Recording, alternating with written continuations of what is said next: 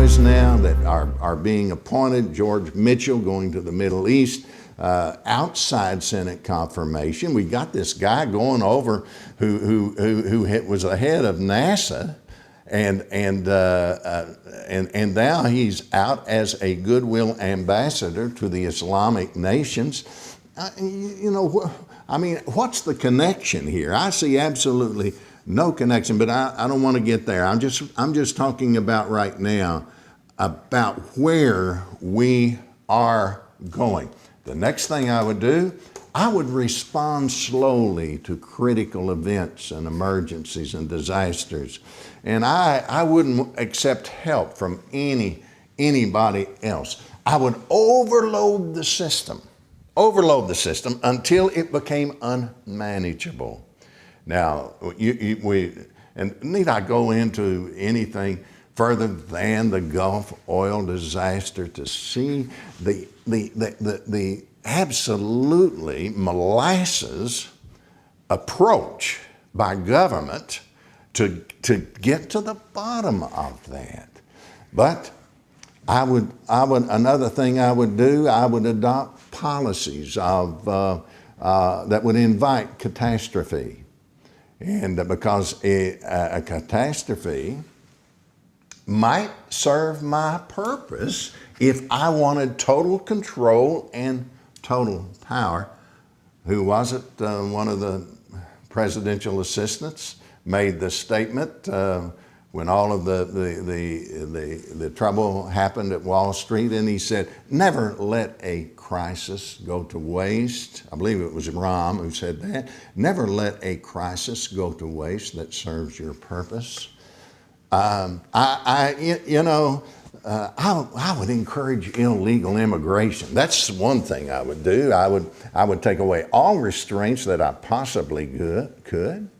And I would want to guarantee constitutional rights to the terrorists all over the world. Send the message that we're going to give you a fair trial in the United States with the same constitutional rights enjoyed by our citizens. That's definitely something I would want to do.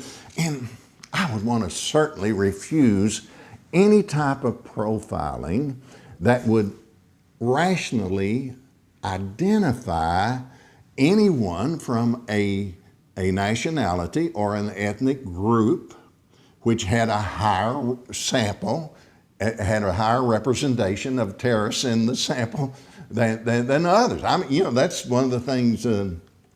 And when the system crashes and it becomes unmanageable, I would take drastic action. I would say, hey, there is no time for public debate on this. There is no time for a delay. It's going to be fatal.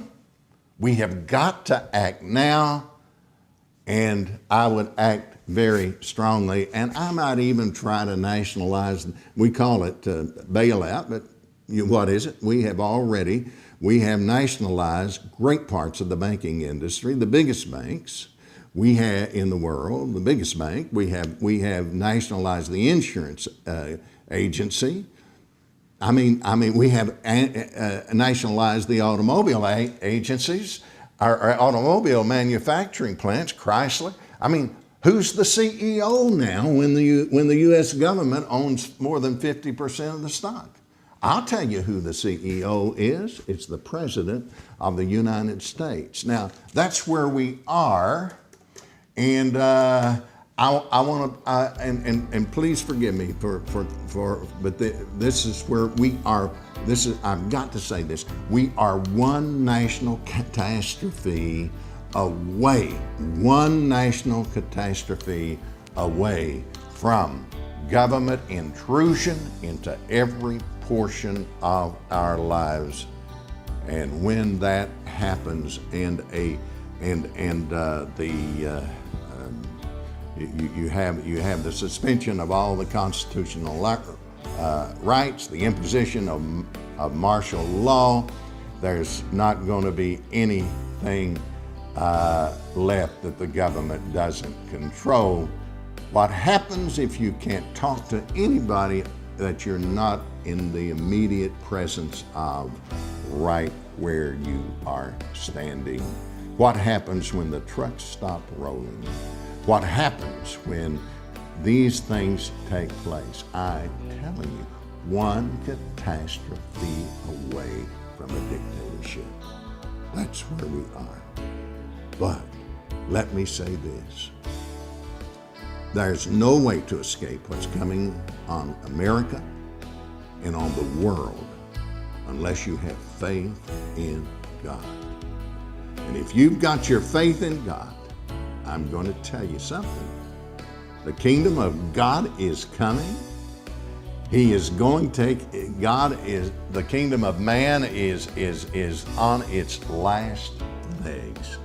All this push toward world government, I wish I had time to go into it more than I have today. But I'm telling you something good. If you got faith in God, something good's coming down your road.